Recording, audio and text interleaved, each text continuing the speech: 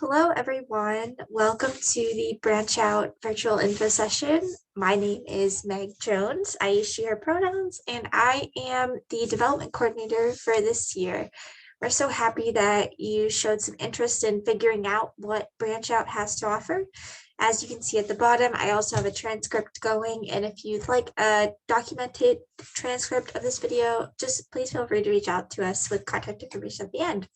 We're so excited to have you, like I said, and you might be wondering a little bit about what Branch Out is and what opportunities we have, what our values are. So this is a great way to find that out.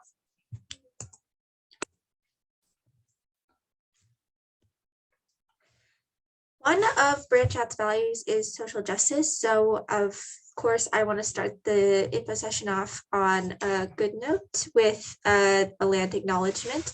So William and Mary has the specific acknowledgement to recognize the Indigenous peoples who are the original inhabitants of the lands the campus is on today.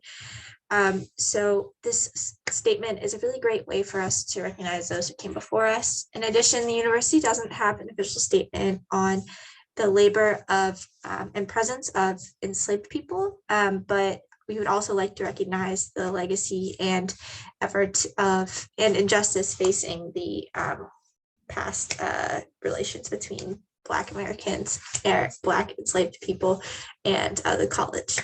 So with that being said, let's get into the who's who.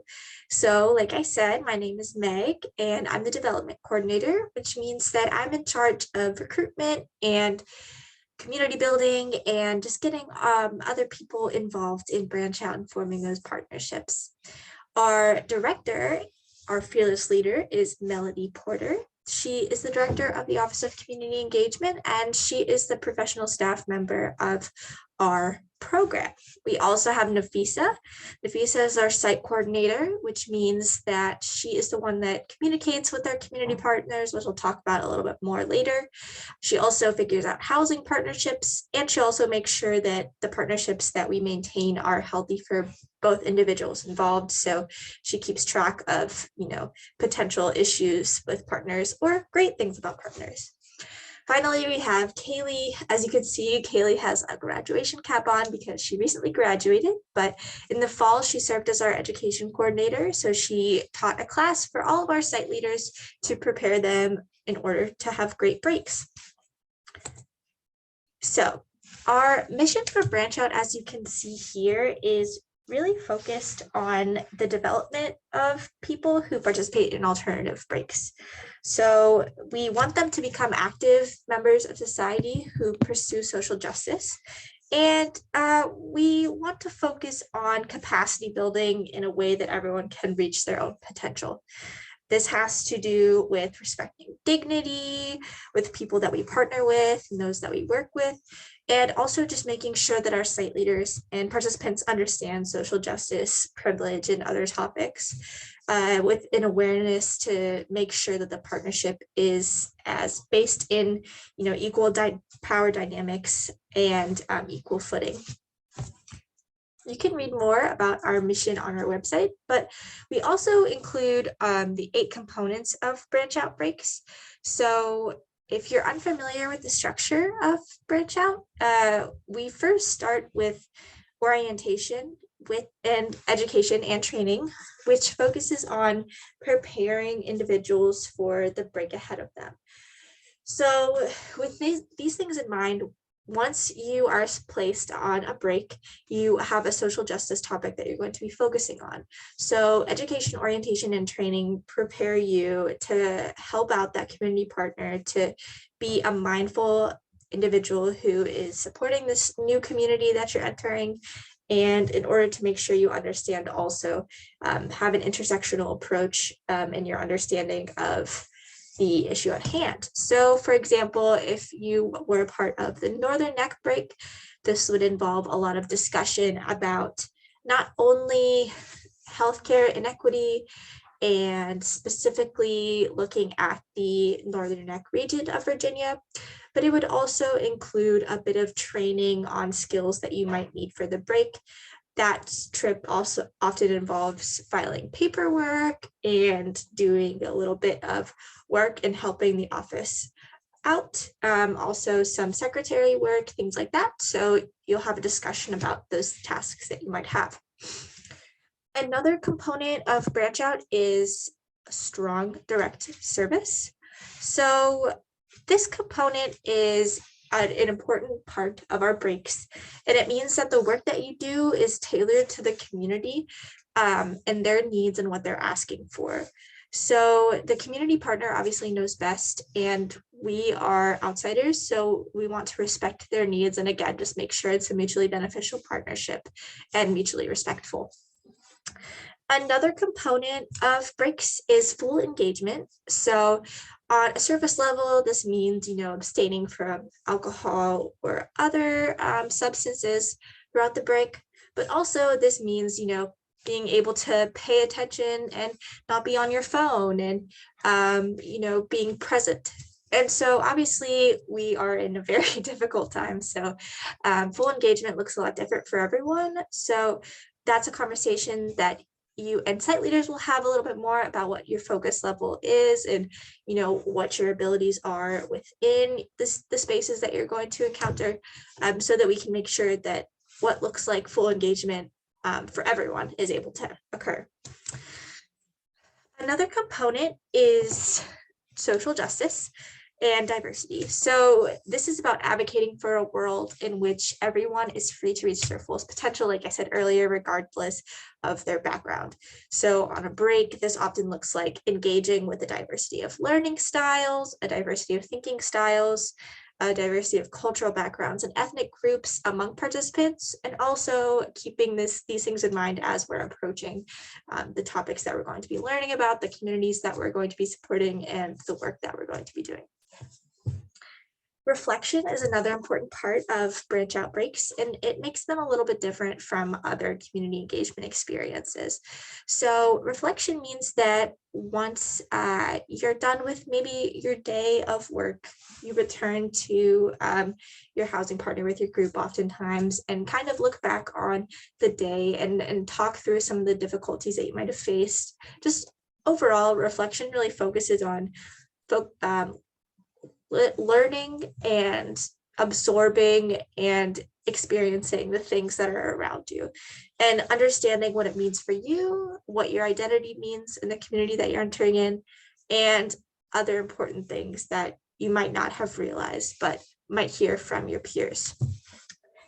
The final component of alternative breaks is reorientation. So sometimes in service, there is a temptation to serve once and never again, but in branch out, we believe it's important to incorporate your learning into your values and your service into your values. And so that means you have a much longer impact.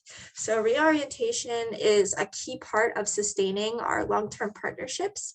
And it really allows us to continue engaging with these issues and with the communities so that we can have a truly mutually beneficial partnership, a true instance of mutual aid, and overall just have a more positive social impact on the communities we are working alongside. So just to talk a little bit about break responsibilities. So the structure of break, as I mentioned before, you're going to be engaging in education, orientation, and training before you actually head out to your break. So this often involved working closely with community partners, creating and implementing the projects that you might be doing, and looking at pre-break meetings focused on community, hard and soft skills, and more. These will occur before spring break, and they will likely be once a week, but those dates will be figured out with your site leaders. Once we get to spring break, alternative breaks are going to be occurring. These dates will differ for each break, so make sure that you look at the dates listed on the application. But this is whenever you'll be in the community working alongside the community partner. So some examples of projects that you might be doing are organizing paperwork, fundraising, leading advocacy campaigns, and in addition with Claggett and Lynchburg Rose, there will likely be some type of physical labor involved in as well. Finally, after break, this is our reorientation, so March 20th and beyond. This is the part where you get to take what you've learned and work alongside the partner or work just within your group and focus on how to sustain the effort back in Williamsburg. So for instance, we have had a break that works with individuals who are facing poverty and houselessness. So these individuals focus then once they came back to break or once they came back to William and Mary on how this issue affects our own campus and implemented a club on campus in order to actually sustain the work. So we're very excited about our spring partnerships this year. They're partnerships that we've been having for a long time. You can see Claggett's logo did not pop up, but it's a lovely cow. And so we have the accessible and affordable healthcare break with Northern Middlesex Free Healthcare Clinic. This is in Kilmarnock, Virginia. And this break focuses on supporting individuals who might not have access to healthcare because they don't have insurance or because they're not able to qualify for state insurance. So this break really focuses on understanding the intersections between rural poverty and healthcare inequity. So that break is very exciting. And like I said, it's in Kilmarnock, Virginia. We also have the Sustainable Food, Poverty, and Disability break. So this is with Lynchburg Grows. And this break will, like I said, potentially involve some outdoor work, but also, focused on understanding the intersections between these issues. And that will be in Lynchburg, Virginia, appropriately. And finally, we have the Food Access and Regenerative Agriculture and Environmental Stewardship break with Claggett Farms. This is in Upper Marlboro, Maryland. And this will focus on understanding more of a sustainability approach, a conservation approach, and looking at that within the Bay Area. So more information on each of these breaks is listed on our applications, and you can also find their websites linked in the applications as well.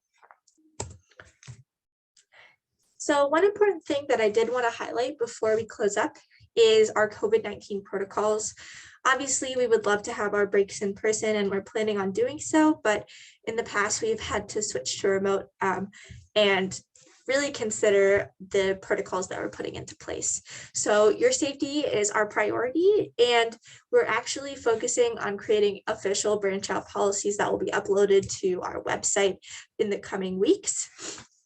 Melody, who I mentioned before is our director, mentioned that we can expect protocols including masking, testing before leaving for breaks, distance sleeping arrangements, and vaccine and booster requirements. So we will let you know when this information is published, but please note that, again, your safety is our priority, and we are capable of trying to switch to a virtual or hybrid or flexible model if needed. But like I said, as of now, we're planning on being in person, and we're planning on taking the proper steps in order to ensure everyone is safe. So the important dates then, if you're interested in being a part of breaks, the application is due on February 4th. It's on GivePulse, and it is due at 11:59 p.m. It's very short, only a few questions, and also gives a little bit of insight to us as to how we place individuals on breaks. Decisions will be released on February 8th via email, and then spring pre-trip meetings will begin the week of February 14th. Again, your site leaders will reach out to you with dates and planning for those. So we don't have official dates right now, but know that they're going to be beginning that week. The spring welcome meeting with all breakers is going to be happening on February 16th. At 5 o'clock. That's going to be in Blow Hall 331. I will send a reminder out to everyone once we get closer to that date. And finally, spring break. So this is whenever you're heading out to your locations, and your site leaders will provide transportation to the locations in vans, and they'll take you to and from. Meals are provided, and the entire experience is free. So thank you so much for watching. If you have any questions, please feel free to reach out to us at wmbranchout@wm.edu. We also have Facebook and Instagram, and our link tree is linked in our Instagram bio. Our website's also listed down there as well. So thanks so much. We look forward to reading your application.